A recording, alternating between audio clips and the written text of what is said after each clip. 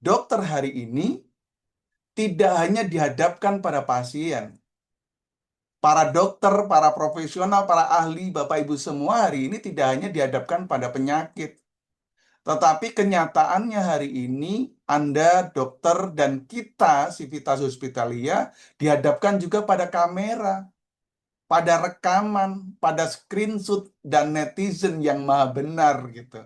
Netizen yang serba tahu meskipun baru membaca sepotong, baru nonton 2 detik, baru bisa chat GPT tetapi merasa lebih jago, lebih hebat dari profesional dan para ahli dokter sekalian. Mengapa realita ini terjadi saat ini, Bapak Ibu dokter sekalian? Hari ini sebuah video 30 detik itu bisa mengalahkan fakta catatan medis. Kita memang berada pada dunia post-truth, di mana keyakinan emosional itu lebih mendominasi dibandingkan fakta. Sisi emosional yang menyentuh humanitas, sebuah cerita yang menyentuh sisi kemanusiaan, jauh lebih didengarkan oleh warganet, oleh para pembaca, oleh para konten kreator, para netizen, dibandingkan fakta medis yang disampaikan oleh ahli.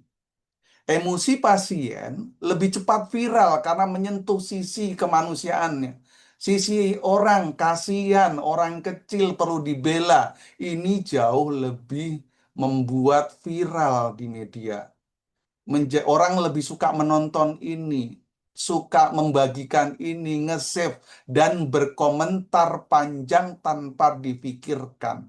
Saya menyebutnya, Bapak Ibu dokter, jari lebih cepat ke HP daripada pikirannya, gitu ya.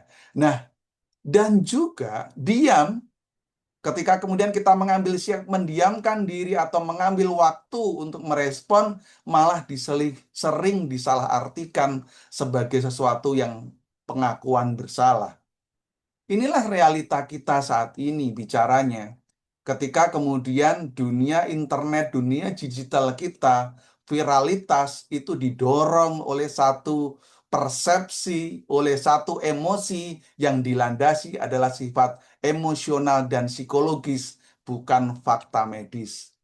Jangan-jangan kita sudah sangat familiar di ruangan ini, di Bapak Ibu di Rumah Sakit Premier Surabaya. Saya sih berharap tidak, tetapi jangan-jangan sudah sangat familiar dengan kalimat, awas, ini akan saya viralkan loh dok, gitu ya. Hati-hati, kalau dokter tidak ngikutin, ini saya akan sebarkan, akan saya viralkan. Nah, pertanyaannya mengapa kasus medis mudah viral? Nah, mari kita lihat pola umum yang terjadi sebuah viralitas sebagaimana konten yang saya susun 2 hari lalu. Biasanya kasus ini sering muncul ketika memang ujung pangkal masalahnya pasien secara subjektif merasa tidak diberlakukan secara manusiawi. Lagi-lagi ini dalam tanda kutip, ini sebuah subjektivitas rasa di sisi pasien, di sisi keluarga. Dia tidak diperlakukan dengan baik karena dia sudah punya persepsi dan mindset, punya ekspektasi ketika datang ke rumah sakit kita. Kondisi pasiennya sedang tidak baik-baik saja, pun juga demikian keluarganya. Tidak hanya soal karena penyakitnya, rasa nyeri, tetapi juga kebingungan terhadap informasi dan penyakit yang harus dihadapi. Kebingungan terhadap cara bayarnya, begitu ya. Nah, perasaan-perasaan yang sangat emosional inilah yang lebih menguasai. Sehingga ketika rumah sakit dianggapnya tidak memberikan perlakuan yang manusiawi menurut kacamata mereka, maka kemudian reaksinya adalah kecewa. Pasien kecewa, keluarga kecewa, ekspektasi tidak terpenuhi. Akhirnya mungkin petugas kita sudah menangani dengan baik sebenarnya. Sudah menangani sesuai standar layanan operasional. Yang sudah tertulis petugas kita sudah menjalankan, dokternya pun sudah menerima dengan baik. Namun barangkali di sini ada kesenjangan pemahaman. Bapak Ibu sekalian, komunikasi itu tidak sekadar menyampaikan sebuah pesan, tetapi sebenarnya membangun koneksi. Koneksi ini terjadi sifatnya adalah emosional, rasa, satu frekuensi rasa. Nah, ketika kemudian satu frekuensi ini tidak terjadi, maka pesan yang disampaikan oleh ahli, oleh dokter, oleh perawat, oleh petugas kita belum nyambung, nggak nyampai begitu.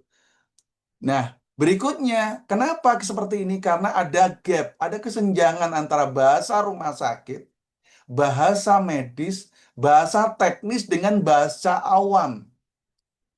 Mereka lebih ingin diterima sebagai orang biasa dengan bahasa awam dan ingin dimanusiakan, ingin dihargai. Ini yang dominan di mereka. Sehingga ketika ada kesenjangan seperti ini, akan terjadi salah tafsir.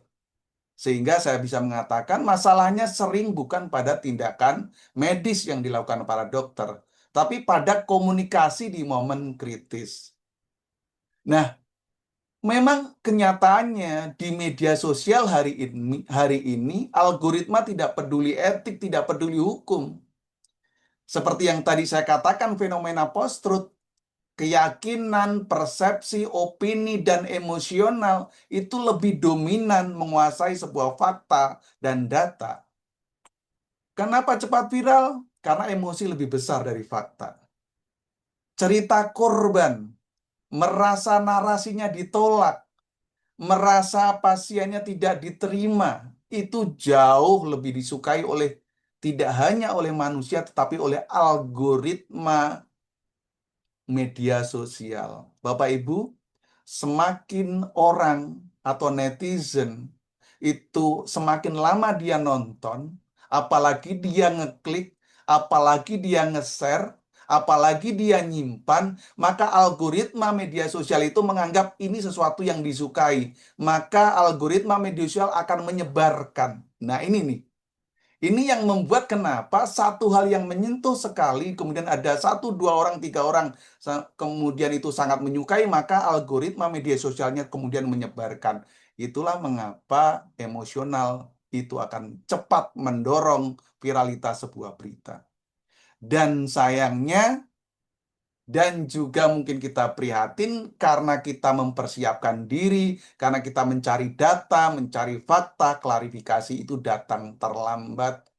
Dan ketika fakta disampaikan dengan bahasa yang formal, dengan bahasa rumah sakit yang kemampuan viralitasnya tidak bisa mengalahkan viralitas konten. Di media sosial, Bapak Ibu, fakta bukan yang paling benar, tapi yang paling menyentuh itulah fakta yang menjadikan viral di media sosial.